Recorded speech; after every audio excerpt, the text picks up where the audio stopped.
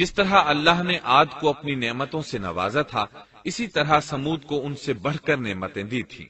اللہ تعالیٰ صالح علیہ السلام کی زبانی ان سے فرماتے ہیں، اے قوم سمود، کیا تمہیں ان چیزوں میں بے فکری سے رہنے دیا جائے گا، یعنی باغات، چشموں، کھیتوں اور کھجوروں میں جن کا خوشہ ملائم ہے، اور تم پہاڑوں کو تراش کر پرتکلف گھر بناتے ہو، بس اللہ سے ڈرو اور میرا کہنا مانو۔